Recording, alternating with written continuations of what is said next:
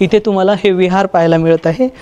या खोल्या खोल्या पाहू शकता आणि या विहाराच्या मुख जो भाग आहे ह्याच्यावरती तुम्हाला या ठिकाणी हे गवाक्ष पाहायला मिळत आहेत। या गवाक्षामध्ये आपण हे स्तूप पाहू शकता। खूप सुंदर असं जे कोरीव काम जे आहे या स्तूपाचं केलेलं आहे।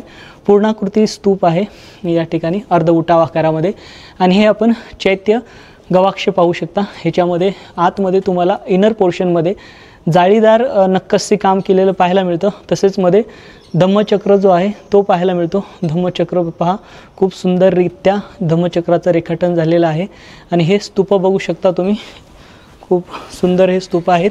तसेच या ठिकाणी अजून एक तुम्हाला हे चैत्य गवाक्ष पाहायला मिळत आहे। याच्यामध्ये तुम्हाला या ठिकाणी बेडसे आणि भाजे या लेणीमध्ये 2 सिंबल आढळतात। ते सिंबल म्हणजे एक त्रिवत्सा नावाचं शिल्प आहे, तुम्ही वरती पाहू शकता।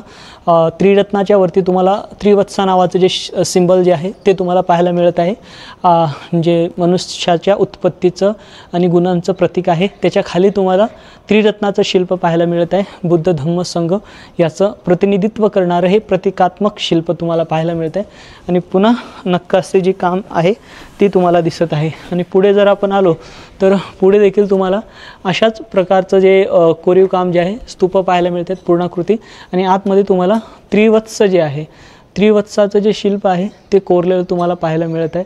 खूप सुंदररित्या हे त्रिवत्स जे आहे ते कोरलेलं आहे।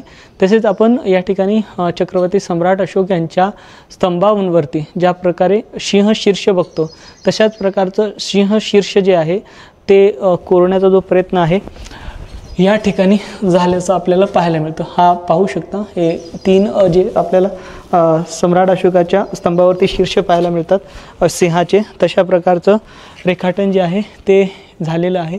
आणि हे पुढे पाहू शकता, पुढे देखील तुम्हाला हे स्तूपाचं जे रेखाटन आहे ते पाहायला मिळतं आणि साधारण या ठिकाणी तुम्हाला पुन्हा हे कक्ष पाहायला मिळतात। ही जी लेणी आहे या लेण्यांना नंबरिंग जी आहे ती चुकीच्या पद्धतीने केलेली आहे, म्हणून मी जास्त व्हिडिओमध्ये नंबरिंग सांगत नाही आहे। कारण की काही लेण्यांना 46 नंबर दिलेत, तर या ठिकाणी विविध संशोधकांनी विविध कालावधीमध्ये संशोधन केले, अध्ययन केले आणि त्या प्रकारे त्यांनी लेण्यांना जी नावं आहेत ती दिलेली आहेत। प्रामुख्याने इंग्रजांनी जी नंबरिंग केले, त्याच्यानंतर भगनालाल इंद्राजी यांनी नंबरिंग केले। अनेक लोकांनी नंबरिंग जे आहे त्या लेण्यांना दिलेले आहे, त्याच्यामुळे या लेण्यांच्या नंबरिंगमध्ये गोंधळ उडताना आपल्याला पाहायला मिळतो। तसेच पुरातत्व विभाग देखील गोंधळलेला आहे की लेणी क्रमांक कसा द्यावा।